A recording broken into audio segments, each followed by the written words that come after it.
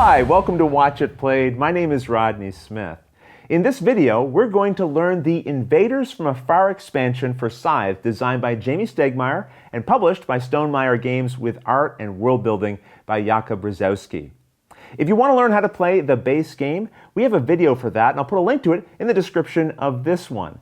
But here, you'll receive 2 new factions to play in your 1 to now up to 7 player games. So let's go to the table and take a look at what comes in the box. You'll get some new value 50 cardboard coins, along with some additional cards for using the new factions in the optional solo version of the game. For each of the factions, you'll find a character miniature along with their mechs. On the left, we have the Togawa, and on the right, the Albion faction. Each also has all the required wood pieces like you'd expect, along with their custom-shaped workers. There are also 2 new player mats for random distribution in games of any player count, as well as 2 new faction mats specific to the ones included in this box, along with some unique custom tokens, which we'll learn about in a moment. First, though, let's go over the changes to the rules in a 6 or 7 player game. There are no changes to the setup of the map, except that it will be more crowded, and it does require adjusting a couple of the faction's abilities. In the expansion, you'll find this token which you place over the Crimean Wayfarer mech ability, which then allows for direct movement to any unoccupied farm. For the Polonias, you'll also get another new token to replace its faction ability. Now, you'll always pick up to 2 options per encounter card, and at the end of the game, gain a 3 value coin for each encounter territory that you control. The new playmats have numbers here for determining first player as usual, and they're labeled 2A and 3A. For ordering purposes, the 2 is considered lower than 2A, and the 3 is considered lower than the 3A. Otherwise, there's no other specific rules for 6 and 7 player games, except that you are advised to remember that with more players, the game will take longer to play. And if you have new players at the table, it's generally not recommended to give them one of the new factions. Instead, give them one of the original ones.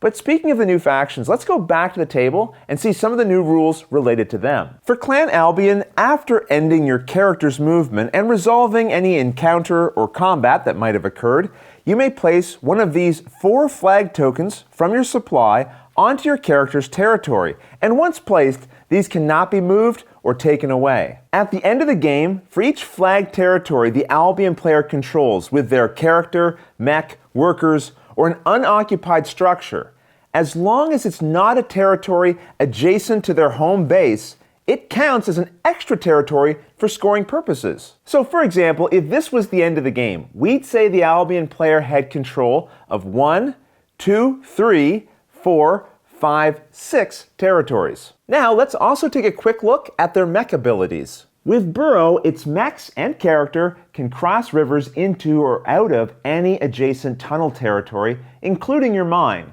but not other players' built mines. With the sword unlocked, before you engage in combat as the attacker, your opponent loses 2 power. With the shield, before you engage in combat as the defender, you gain 2 power. And finally, with Rally, when taking a move action, your character and mechs can move directly to any territory that contains at least one of your workers or a flag token. The Togawa Faction comes with 4 unique trap tokens that all share the same back. And after its character ends movement and resolves any encounters or combat, the player may secretly choose any one of their trap tokens to place into their character's space with the armed side, which shows this symbol, face up. Each territory may only have 1 faction token in it, either a trap or a flag. At the end of the game, the Togawa player is considered to control any territories with armed trap tokens still in them that don't also contain opponents' figures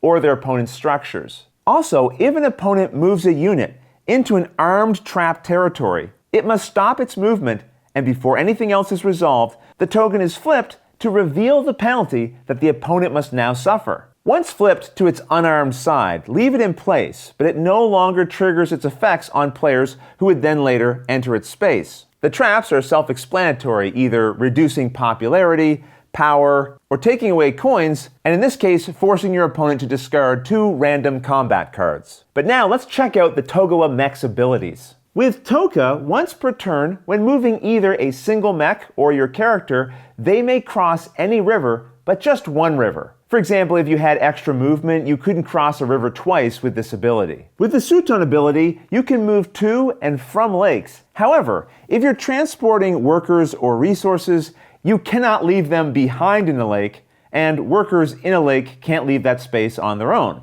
They must go with a mech. Structures and new mechs can't be deployed to a lake either, but you can place traps there. Also, if you end up engaged in combat in a lake, you may play one additional combat card as you're reminded of here. With the Ronin ability, you gain 2 power before combat if you have exactly 1 unit in that territory. In other words, in this case, we could not use the Ronin ability because we also have a worker unit here. But if this was gone, now with the Ronin ability, we'd gain 2 power first. And finally, with Shinobi, your mechs and character can move directly to a territory with one of your trap tokens. When you use this ability, if the territory you move to has an unarmed trap, you may now choose to arm it. However, if you get there and an enemy is already in that territory, you must first win the combat, and then you can arm the trap. And that's everything you need to know to include the Invaders From Afar expansion into your games of Scythe. If you have any questions at all, don't hesitate to put them in the comments below, and I'll gladly answer them as soon as I get a chance.